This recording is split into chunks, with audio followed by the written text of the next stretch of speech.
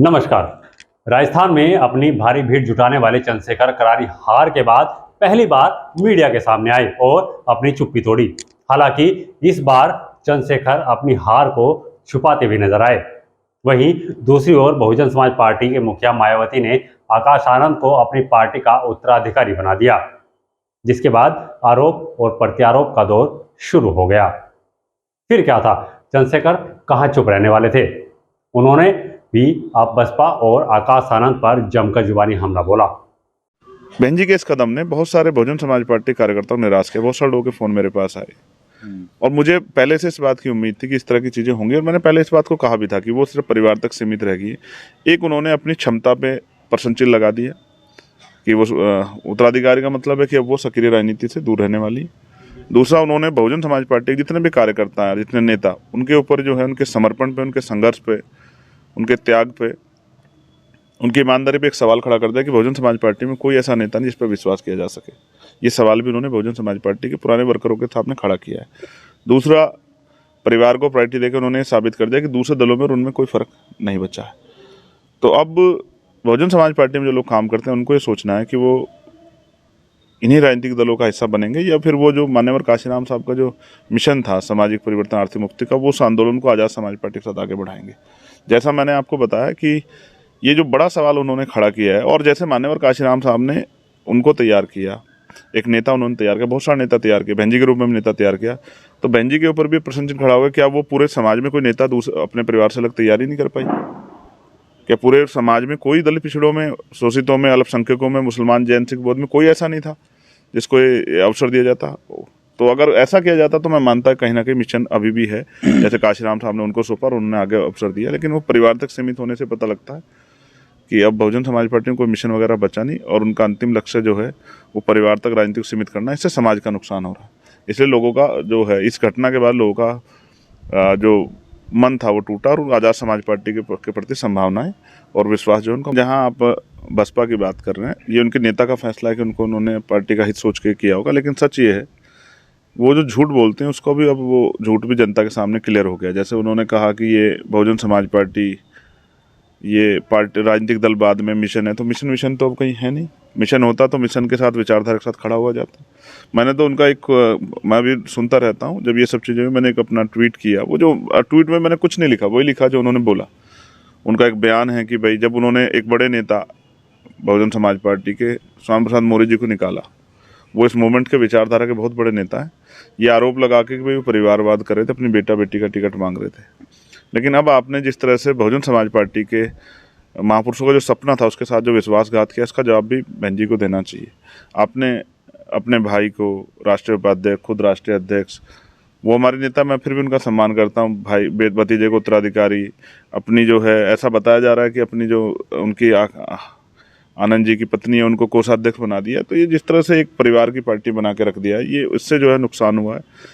आज मुझे उन बहन जी की वो बात याद आती जो मैंने ट्वीट किया कि भाई काशीराम जी से प्रेरणा लेके अगर निस्वार्थ भाव से राजनीति करनी है तो ये सब जो है परिवार को दूर रखना पड़ेगा, नातेदारों को दूर रखना पड़ेगा। लेकिन आज इसका मतलब दो चीज़ें मुझे लगती हैं, क्या तो बहन जी निस्वार्थ राजनीति नहीं करना चाहती, या उन्होंने काशीराम साहब की प्रेरणा को तिलांजलि दे दी है कि वो काशीराम साहब के आदर्शों पर नहीं चलना चाहती, अपने परिवार को अवसर देके। चुनाव में हार के बाद चंद्रशेखर अब भारतीय जनता पार्टी की तारीफ करते भी नहीं थक रहे। राजस्थान चुनाव पर चंद्रशेखर ने कहा कि भारतीय जनता पार्टी बाबा साहब की विचारधारा पर चल रही है, इसलिए सभी को साथ लेकर उन्होंने काम करना शुरू कर दिया है।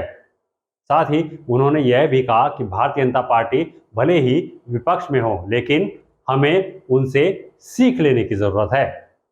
साफ तौर पर चंद्रशेखर भारतीय जनता पार्टी की तारीफ करते नजर आ रहे हैं, जबकि चंद्रशेखर पर पहले भी भारतीय जनता पार्टी की बी टीम होने का आरोप लगता रहा है। पहले आप चंद्रशेखर के भारतीय जनता पार्टी की तारीफ के ये दो बोल सुन लीजिए। क्योंकि चुनाव परिणाम आगे हैं और उनके पास बहुमत है, उनको अपने नए लोगों को मौका देना, उन्होंने ये सोच के कि नए लोगों को मौका मिले, उन्होंने मौका दिया है। तो जहां मेरा वैचारिक विरोध भारतीय जनता पार्टी से, लेकिन उनकी जो मान्यवर काशीराम साहब का जो असली बहुजन मूवमेंट था कि अन्य अन्य जातियों को मौका मिले, और एक विस्तृत संगठन बने जिसका फायदा चुनाव में मिल सके, भाईचारा बने, इस तरह के प्रयास को भाजपा ने आगे बढ़ा। ये मान्यवर काशीराम साहब से उन्होंने सीखा है। और आज भाजपा कहीं ना कहीं जिस तरह बूथ का, जैसे बूथ का जो पूरा स्ट्रक्चर है बूथ सेक्टर का, ये मान्यवर काशीराम साहब लेके आए भारत की राजनीति में। तो अब वो बूथ से भी नीचे गई है। तो हमारे महापुरुषों से सीख के भाजपा आगे बढ़ रही है। और हमारा प्रयास है कि हम भी अपने महापुरुषों से, और जो आज भाजपा कर रही है उससे भी कुछ जो है, कभी कभी आदमी को भले ही वैचारिक विरोध हो लेकिन सीखना चाहिए। एक अच्छा प्रयास उन्होंने किया है और उनका पूरा लक्ष्य 2024 है।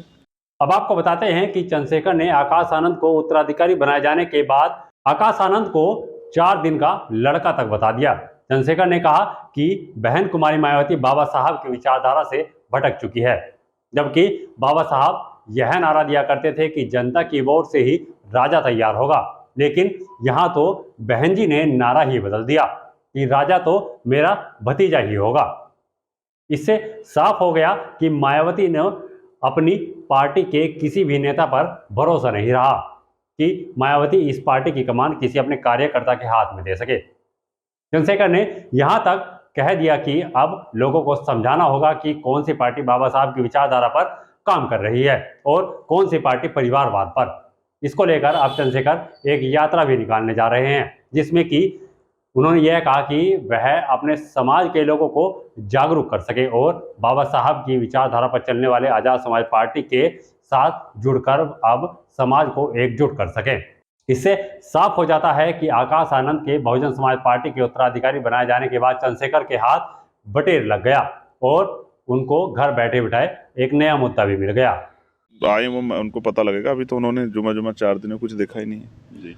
मैंने तो 16 महीने जेल काटी है समाज के लिए, लाठियाँ खाई हैं, मेरे पैरों के नखून खींच ले गए, दांत तोड़ दे गए, तारीखें बंद कर दी गई, परिवार से मुलाकात। मैंने तो बहुत कुछ सहा है। मैंने क्या, बहुत सारे उनकी पार्टी में बहुत सारे लोग जिन्होंने सहा है, जिन्होंने पहले नीला झंडा लगा देते, लाठियाँ खानी पड़ती, अपमान सहना पड़ता था। अब उनको क्या पता है, वो तो अभी तो, अब मैं समझता हूँ ना, जैसे पिछली बार उन्होंने एक बयान दिया, वो इतना जो है अमर्यादित बयान था और इस तरह का बयान था, अहंकार का बयान। अब अहंकार ज़्यादा दिन चलता नहीं है। और ये जो आप थोपने की प्रक्रिया है, ये राजतंत्र नहीं है। डॉक्टर बाबा साहब अम्बेडकर ने कहा कि रानी के पेट से राजा तैयार नहीं होगा, राजा बैलेट बॉक्स से तैयार होगा, आपकी वोट से तैयार होगा। तो अगर आप किसी को थोप दोगे तो जनता को तय करना है। लोगों ने मेरा संघर्ष भी देखा, लोग उनको भी देखा, और मैं तो कहता हूँ अच्छा है ना, आए हैं, अब मेहनत करें। अब सीधा सा हो गया ना, अब एक तरफ चंद्रशेखर आजाद है, दूसरी तरफ वो है। अब जनता को तय करना है कि किसके साथ है, कौन आदमी संघर्ष कर रहा है, कौन लड़ रहा है, कौन सिर्फ जो चुनाव लड़ने आ रहा है, कौन दुख सुख में। अब देखिए इंदुशेखर का इतना बड़ा मामला हो, मेरे आज भी याद है मेरठ में जब मैं उनके परिवार के पास गया। मैं इस बात को कहना नहीं चाहता, लेकिन अब समाज को उनको बहन जी से ज़्यादा उम्मीद नहीं करनी चाहिए, क्योंकि वो परिवार तड़पते हुए कह रहा था कि हमने 30 साल पार्टी की सेवा की, लेकिन बहन जी को हमारे लिए कहने के लिए 2 शब्द नहीं थे। ये बात इस बात को स्पष्ट करती है कि समाज में कितनी निराशा चली आई है। जो उम्मीदें थी उन्होंने उनको तिलांजलि दे दी है। तो अब आज़ाद समाज पार्टी भीम में जो मेहनत कर रही है, और मुझे लगता है कि वो मेहनत जो है जल्द समाज के दिल में जो उन्होंने प्यार विश्वास पैदा किया वो आगे बढ़ेगा। और जितनी साजिशें आज़ाद समाज पार्टी के खिलाफ होंगी, हमारे नेता के खिलाफ होंगी, ये इस बात का पैमाना कि हम आगे बढ़ रहे हैं। कि बानसूर पे हमारी वोट किस पार्टी ने काटी? अगर ना काटी होती तो हम लोग विजय हम हासिल करते नहीं करते। हम वहाँ 7,000 से हारे, 12,000 वोट हमारी बहुजन समाज पार्टी के लोगों ने काट ली। वहीं सेवड़ा में हम लोग जो हैं 11,000 के लगभग से हारे, और 12,000 करीब वोट जो है बसपा का प्रदेश लेके उन्होंने हमारे प्रदेश को हराने का काम किया। तो ये जो वोट काटने का काम है ना, अब ये जनता अब ज़्यादा दिन इसको स्वीकार नहीं करेगी, और जनता इसका जवाब जो है ना वो वोट की चोट से आज़ाद समाज पार्टी के समर्थन में देके भाजपा कांग्रेस को भी और इन दो लोगों को भी देगी जो परिवार तक सीमित होगा। बहुत सारे कांग्रेस के लोगों ने मुझसे कहा कि भाई आप अगर ना लड़ते तो हमारा फ़ायदा हो जाता। तो मैंने कहा भाई आपकी तो सरकार थी, आपने हमारे लोगों को कितना फ़ायदा किया, तो मैं आपका फ़ायदा देखूँ, अपने लोगों का फ़ायदा देखूँ। तो जब मैं ये बात कहता हूँ कि राजनीति जो है किसी का पिछलग्गू बनने के लिए नहीं, ताकत बनाने के लिए है, नए कानून बनाने के लिए, पुराने कानून को लागू कराने के लिए, तो मैं समझता हूँ कि मुझे इस बात से कोई फ़र्क नहीं पड़ता कौन हार जीत रहा है और उनकी क्या कैलकुलेशन है वो सोचे। लेकिन इस बात से फ़र्क पड़ता है कि दलित, पिछड़े, आदिवासी, अल्पसंख्यक समाज की जो आवाज़ है वो कितनी बुलंद है, उनके अधिकारों पर कितनी बात हो रही है, जो कि आज नहीं है। तो इस ना को हाँ में बदलना और उस जो मनोबल गिरा है उसको उम्मीद में बदलने का काम आज़ाद समाज पार्टी संघर्ष से करेगी। और बहुत जल्द जो है हम लोग पूरे प्रदेश में और देश भर में यात्रा शुरू कर रहे हैं। उस यात्रा के जरिए हम बहुजन समाज के लोगों के गिरे हुए मनोबल को उठाने का काम करेंगे, उनको जागरूक करके पुनः उसी विचारधारा पर आधारित आंदोलन को जो माननीय काशीराम साहब ने चलाया, जो ज्योतिबा फूले साहू जी महाराज ने चलाया, उसी आंदोलन को जो बाबा साहब अम्बेडकर का आंदोलन था, उसी को हम लोग कामयाब करने का काम करेंगे। तो ये तो इंडिया अलायंस को और उन लोगों को सोचना है कि वो वास्तविकता में अगर वो चाहते हैं देश बचे, वो चाहते हैं कि भाजपा को रोका जाए, वो चाहते हैं संविधान बचे, वो चाहते हैं लोकतंत्र बचे, तो कुर्सी पे बैठने का मन छोड़ें और मिलजुल के आगे बढ़ने का मन बनाएं, तो शायद कोई अच्छे परिवर्तन हो सकते हैं। लेकिन आज़ाद समाज पार्टी का रुख साफ है कि वो अपने बलबूते पे अपने चुनाव लड़ेगी। उनका साफ तौर पर यह भी दावा है कि अगर गठबंधन के अंदर उनकी सीट मिलती है तो ठीक है, नहीं तो आज़ाद समाज पार्टी अपने दम पर लोकसभा चुनाव लड़ेगी।